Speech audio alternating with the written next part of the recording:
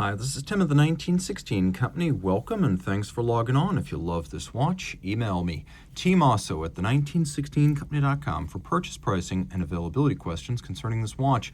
And this watch is an FP Journe Centigraphe Souverain Boutique Edition.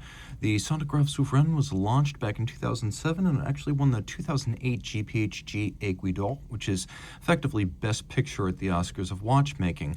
The model in my hand, the Boutique Edition of the watch in its classic form, was only made from 2010 to 2016, even though the standard Centigraphe Souverain was discontinued in 2018. This had an even shorter production run. Of course, Boutique Edition means something very specific at FP Journe, and that is the combination of the rose gold case with the black dial and the gilt printing. The Centigraphe has always been a large watch. There was never a 36 or 38 millimeter version. This is the 40, and you can see in profile, the timepiece 10.7 millimeters thick, and from lug tip to lug tip 48.3 with the 20 millimeter spacing in between the lugs.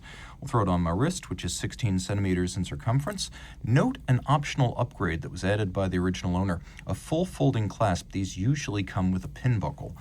My wrist is 16 centimeters and the watch wears well. Okay, it's big compared to a 38, but it is not big by modern standards. Being just the 48.3 across the wrist, especially with the dramatically downturned lugs, this will fit just fine on a wrist of 15 centimeters circumference, maybe even 14 if your wrist is very flat over the top. It's not particularly thick, and with a domed bezel it will slip underneath the cuff just fine. It is a surprisingly weighty watch for something that is not physically huge. We'll take a quick look at what having a black and gold dial, a gold case, a gold movement, and a gold clasp adds up to here. And as you can see, it is quite weighty. Once you start getting to that level on a strap watch, you can really feel in the hand that it is something special, even eyes closed. Getting a better look at the strap, you can see the strap is gator on both sides, small round scale on the bottom, large rectangular scale on the top. You can even see that on the bottom it is a FP Journe factory strap. You could also see the use of pull-tab spring bars, so you can pop the strap off the case without tools. Journe watches generally feature lugs that are drilled very close to the case, and that moves the pivot centers of the straps closer inboard. So it's better wrist fit on a small wrist. And when I talk about this fitting well on a small wrist, you can also see how the lugs turn down almost 90 degrees from the case band, so they don't overhang your wrist awkwardly if you're borderline sized for this. Also, the curved spring bar creates a very all-of-a-piece look with very little daylight showing between strap and case, but most importantly, it allows an unimpeded motion. We have a friction-fit folding clasp right here. You can see the little button fits into the aperture and then it snaps shut inside FP Journe. Yes, he invented and made it in a combination of polish and media blast. Snaps shut. Hallmarks and maker's marks on the bottom.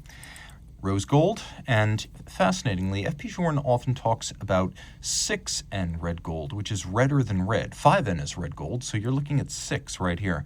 It is very deep, dark, and red, a high copper percentage in this alloy. You can see Journe's distinctive double dimple knurled crown, but without signage. It's an ode to history, because historically, the great makers rarely put their marks on crowns. This rocker is one of two patented elements in the watch. The other one is the way the drivetrain works. We'll talk about that in a moment. But here, you can see it works like a twin pusher, even though it has only one trigger. This rocker system allows me to stop and then resume operation. If this were a mono pusher, I would have to reset at that point. Now, it's thought by Journe, and not without reason, that when the watch is on your wrist, using your forefinger is a more natural way to stop and to start, and when the time comes, to reset, which is always a great piece of theater with these. Taking a look at the dial, you can see it is blackened gold. We have this gilt sort of rose gold style printing, chemin de fer, or railroad track outboard. Journe's distinctive font, his biomorphic tapered hands. And oddly enough, the hands are described as 5N, even though the case is described as 6. We have a polished steel bezel framing the individual counters, and the counters do different things.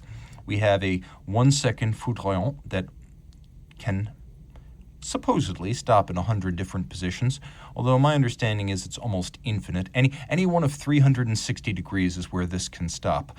What's not up for debate is that it is a 1-second register. Then we have a 20-second register here and a 10-minute register right here. So the way all this works is, in theory, when it's operating, if you had the reaction time, which you don't, you could measure something between 36,000 kilometers per hour and 6. That's what the tachymetric scales achieve. You can also see the dial side hardware, the screws that fix it all together, a long-time Journe styling element. And there's quite a bit of color: black, gilt, red, silver, white, and we have a little bit of an azurage or concentric pattern inside the registers.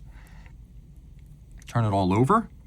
We have caliber 1506, so 15 French lean. It's about 34 millimeters in diameter. 06, the year work started on the movement. That's how Journe movement nomenclature works. And you can see this one features the French, looks like the double eagle hallmark, and underneath that is the maker's mark of Eleanor, Journe's original case supplier from his pocket watch days up until about mid-2008 when he bought the company and moved it to Geneva. But you also have the Swiss hallmark because it's a Swiss-assembled watch. We have the Holt head style screws, so idiots can't open the watch, and that's a good thing. It's 30 meters water resistant, so splash or rain exposure is fine, but don't soak it. The second patented element here is how the watch is driven. The barrel takes pride of place in the center, which is an unusual kind of architecture, and the toothed edge of the barrel, which you see right there, actually drives the hands for the time, so hours and minutes. And then the barrel arbor, which is the drive off the sort of the axle at the center of the barrel, that drives the chronograph functions. And by doing this, creating two separate drivetrains from a common power source, Journe is doing away with one of the long-term pitfalls of chronograph operation, which is that the entire watch slows down and typically loses about 30 degrees of amplitude when the chronograph is running. So here, by increasing the power off two different drivetrains, Journe is reducing the power reserve of the watch, but not the amplitude of the balance nor the timing speed of the watch. So what happens here is that you maintain balance amplitude when you activate the chronograph. You lose no time, but when you're not running the chrono, this watch has a manual wind 80-hour power reserve. When you are using the chrono, it'll only run for 24 hours. But remember, the biggest counter is only 10 minutes, so there's really no need to run it that long. So this dual drivetrain system off the barrel, two different ways of driving the train, that is the second patented element here.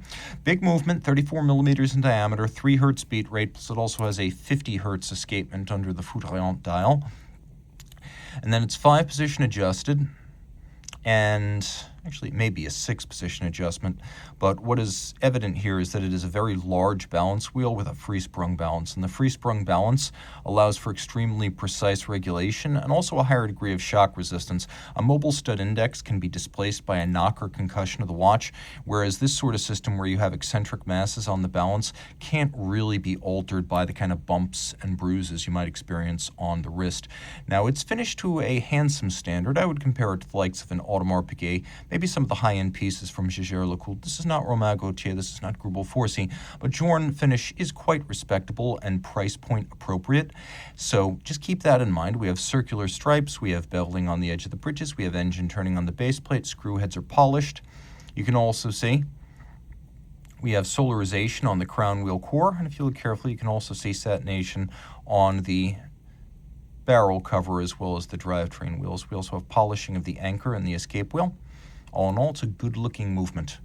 And it is, for those who are wondering, a type of column wheel chronograph, and I believe the clutch that's present is most similar to an oscillating pinion, though it's sort of unique in this application. If you love this watch, it's a rarity, discontinued, hard to find, but very satisfying. Reach out to Team Mosso at the 1916company.com for purchase and pricing details.